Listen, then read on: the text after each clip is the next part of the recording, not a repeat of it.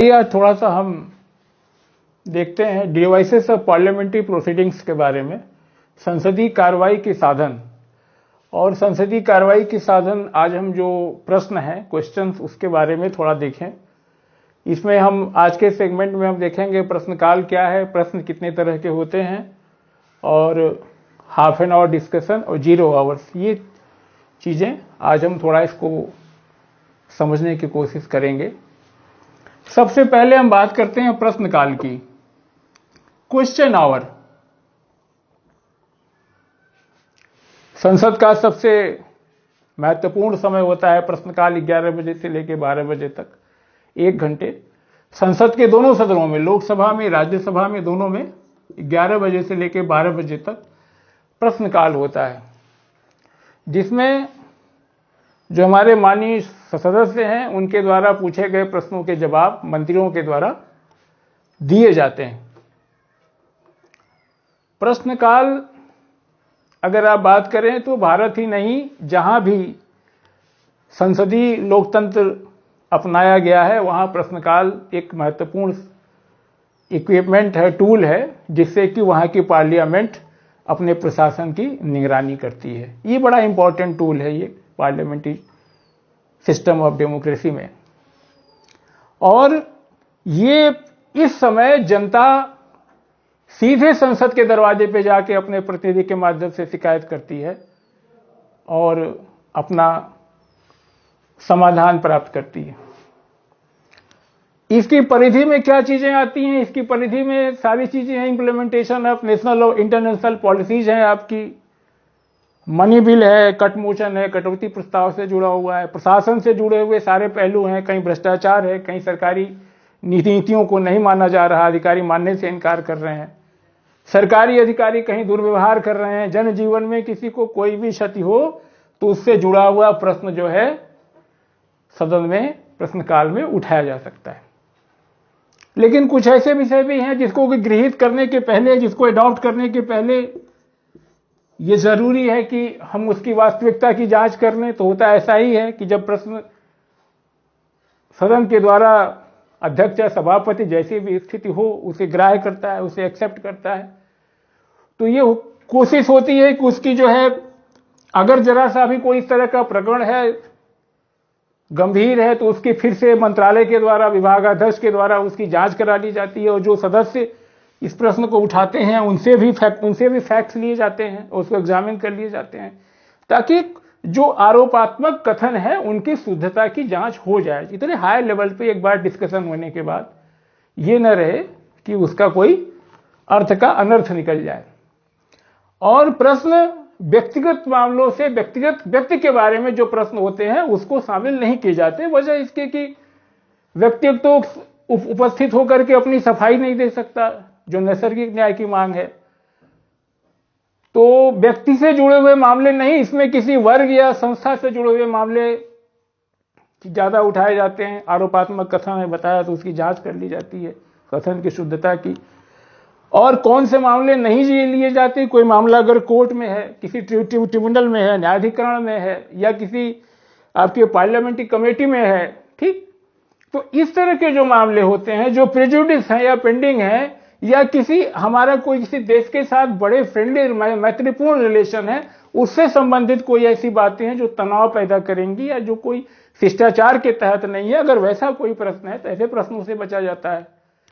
और अगर कोई इस तरह का प्रश्न भी है जिसका कि संबंध सीधे राज्यों से है और केंद्र से उसका सीधे लेना देना नहीं है, तो उस प्रश्न को भी संसद में स्वीकार नहीं किया जा सकता। तो संक्षेप में ये कहें कि नियमाधीन स्पीकर के जुरिस्डिक्शन में, नियमाधीन स्पीकर अपने जुरिस्डिक्शन का उपयोग करते हुए किसी भी प्रश्न को एक्सेप्ट कर सकता है या रिजेक्ट कर सकता है। हिज और हर अथॉरिटी इज फाइनल, उसको कोई चैलेंज नहीं किया जा सकता। अंडर रूल और अंडर हिज और हर जुरिस्डिक्शन स्पीकर सर जो इसको करते हैं, किसी भी क्वेश्चन को एक्सेप्ट या रिजेक्ट करते हैं तो उसको कहीं चैलेंज नहीं किया जा सकता। तो ये बात हुई प्रश्नों की। और अब आप सोचते होंगे जवाब कैसे आता है। जवाब का तरीका ये है कि जब लोकसभा का कार्रवाई बैठक शुरू होने लगती है, उसी दिन सारे मंत्रालय, सारे विभाग सक्रिय हो जाते हैं।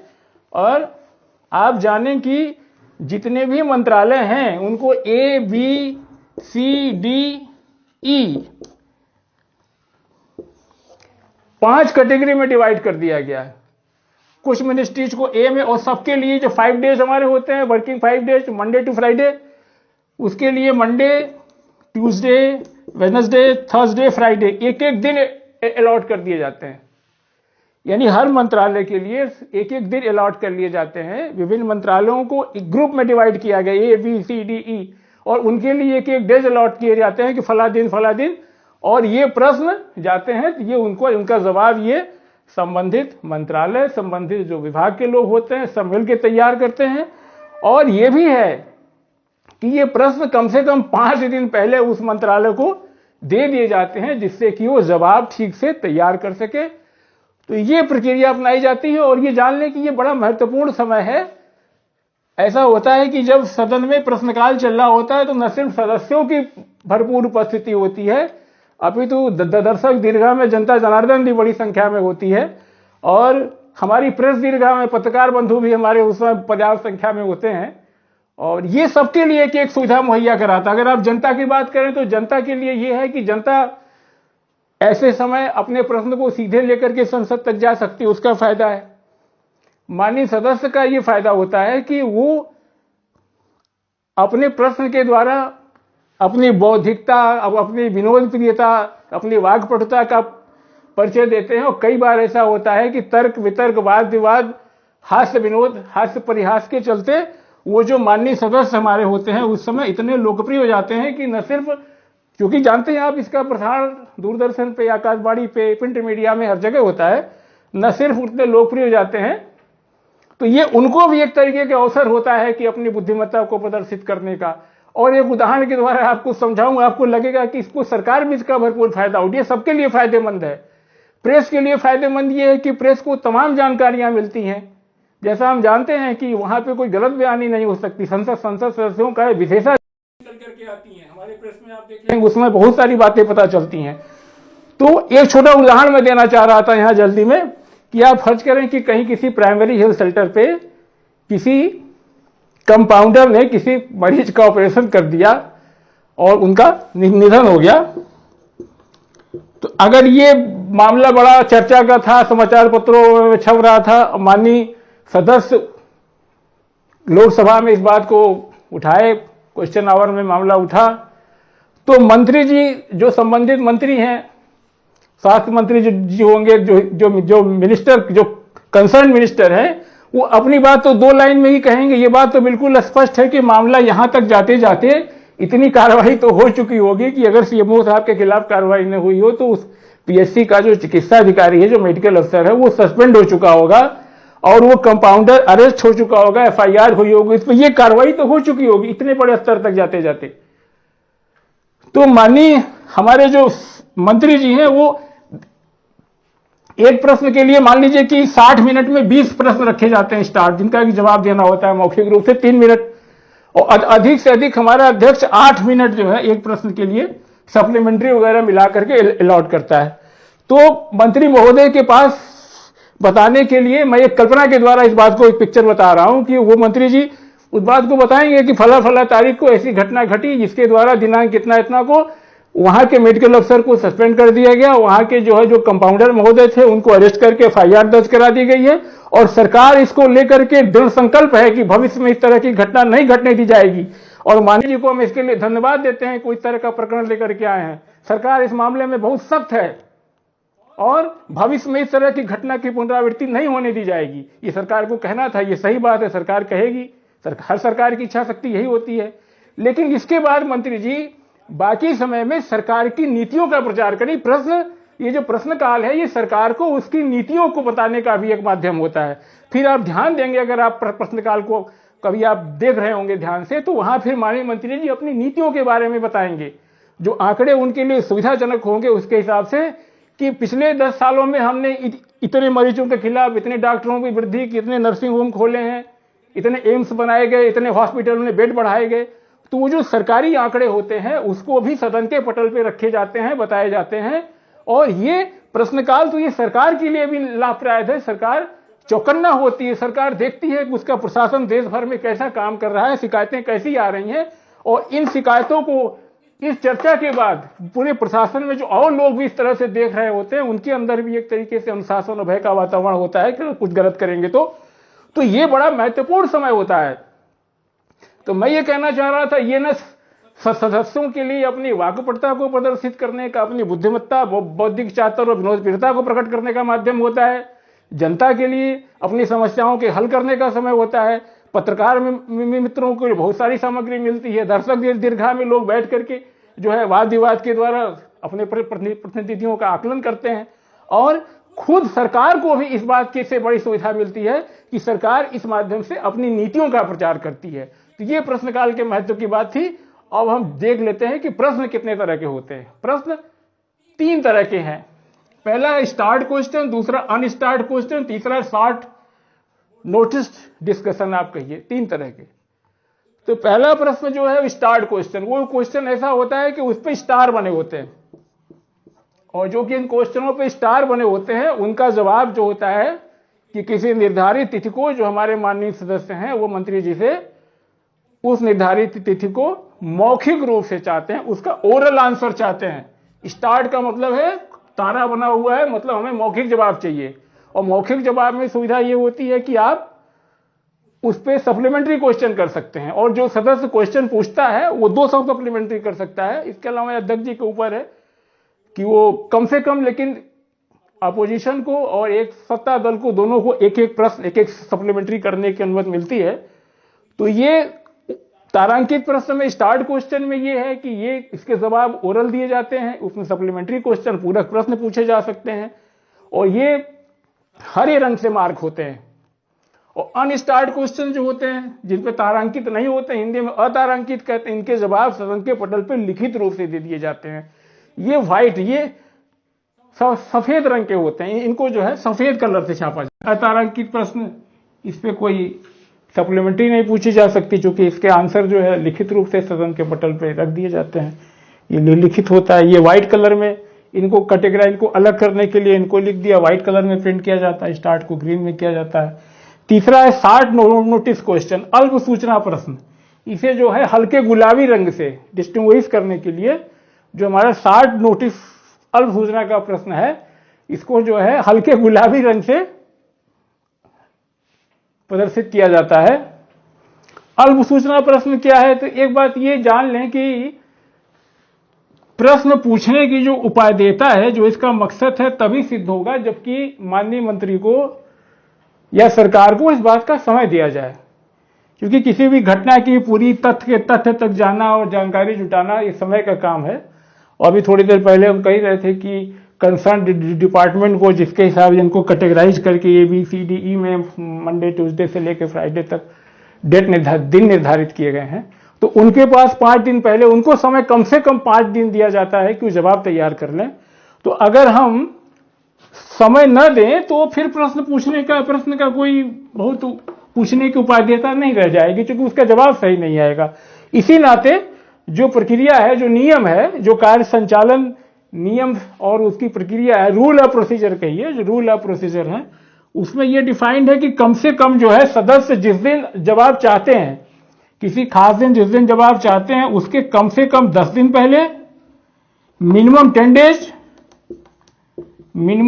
डेज और मैक्सिमम 21 डेज, यानी जब सदस्य जवाब चाहता है उसके कम से कम 10 दिन पहले या अधिक से अधिक 21 दिन पहले ये इसकी नोटिस दे देनी चाहिए। इतना समय लगता है। लेकिन अगर कोई अर्जेंट है, अगर कोई पब्लिक अर्जेंट का इशू है, तो सदस्य चाहते हैं कि इस पे तुरंत चर्चा कराई जाए। स्वाभाविक भी, अगर कोई इस तरह का महत्वपूर्ण विषय है, कहीं रेल दुर्घटना हो गई कि प्राकृतिक आपदा आ गई, इन सारी चीजों को लेकर के अगर सदस्य चाहते हैं नहीं 10 दिन का समय ज्यादा है और जो है 60 नोटिस क्वेश्चन, मतलब ये बहस किया जाए, तो इसके लिए क्या है, इसके लिए कि अगर अध्यक्ष को लगता है, उसको कारण बताना पड़ता है कि क्यों 60 नोटिस क्वेश्चन है, और इसके अगर रीजन से, अगर इसके तर्क से सभापति या अध्यक्ष जो भी है जैसी कंडीशन है वो संतुष्ट हैं, तो ऐसी स्थिति में अध्यक्ष या सभापति कंसर्न मिनिस्टर से बातचीत करते हैं कि क्या आप इसका जवाब जो है दे पाएंगे, किस दिन दे पाएंगे। तो अगर अमूमन होता है कि अगर कोई गंभीर विषय होता है तो मंत्री महोदय, जैसे मंडे की बात है, मंडे को नोटिस दी गई तो कहते हैं हाँ कि कल नहीं परसों हम जवाब दे देंगे, ट्यूसडे को दे देंगे, वेडनेसडे को दे देंगे। तो अगर मंत्री तैयार हो जाता है 10 दिन के पहले जवाब देने के लिए तो फिर दिन तय हो जाता है, उस दिन जवाब दे दिया जाएगा। लेकिन अगर मिनिस्टर महोदय तैयार नहीं है, उनको लगता है जवाब नहीं दे पाएंगे, तो स्पीकर या सभापति ये करता है कि जिस दिन सूचना के लिए जिस दिन नोटिस दी गई है उससे ठीक 10वें दिन जो क्वेश्चन आवर में जो हमारा मौखिक जवाब का जो स्टार्ट को जो है मौखिक जवाब के लिए जो हमारा प्रश्न है 10वें दिन, उसमें क्वेश्चन नंबर 1 पे ठीक 10वें दिन, क्योंकि मिनिमम 10 डेज चाहिए होता है, मैक्सिमम 21 दिन, तो मिनिमम 10 दिन जब वो पूरा हो रहा है तो स्पीकर सभापति महोदय उसे जो है उस प्रश्न काल में पहले प्रश्न के रूप में शामिल कर लेते हैं। फिर उसकी प्रक्रिया सवाल जवाब ऐसे ही होता है। प्राइवेट सदस्य के साथ प्रश्न, यानी कोई सदस्य प्राइवेट सदस्य है, प्राइवेट मेंबर है, तो अगर कोई ऐसा विषय है, अगर कोई ऐसा बिल है, अगर कोई ऐसा रेजोल्यूशन है, कोई ऐसा संकल्प है, या ऐसा कोई सदन की कोई अन्य ऐसी कार्रवाई है जो कि उस सदस्य से संबंधित है, तो उस प्राइवेट मेंबर से भी प्रश्न पूछा जा सकता है। ये नियम है, लेकिन ऐसा शायद ही कभी होता है। और प्राइवेट मेंबर से जब प्रश्न पूछा जाएगा तो इस पे कोई सप्लीमेंट्री नहीं होती, याद रखिएगा आप। हाँ, इस पे कोई सप्लीमेंट्री नहीं होती, न इस पे कोई हाफ एन आवर डिस्कशन जैसी कोई बात है। तो ये है कि अगर कोई ऐसा विषय है जो सदन में ऐसा कोई विषय है, कोई बिल है, कोई रेजोल्यूशन है जो किसी व्यक्ति से, जो किसी का कहते हैं कि नॉन प्राइवेट मेंबर से, किसी नॉन गवर्नमेंट मेंबर से, साधारण सदस्य जो मंत्री नहीं है से संबंधित है, उससे भी प्रश्न पूछा जा सकता है।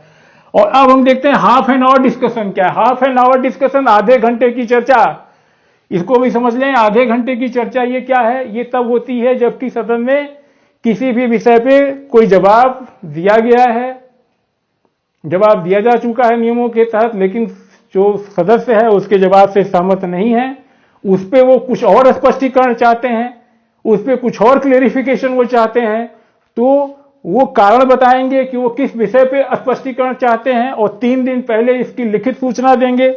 सारी सूचना राइटिंग होती है। इन राइटिंग कंसर्न स्पीकर हैं या जो हमारे सभापति जी हैं उनको सूचना देंगे बिफोर 3 डेज, 3 दिन पहले, और ये बताएंगे कि वो कौन से ऐसे बातें हैं जिनसे कि वो जो जवाब दिया गया था उससे वो संतुष्ट नहीं है, किस पे उनको स्पष्टीकरण क्लेरिफिकेशन चाह रहा है, वो बात बताएंगे।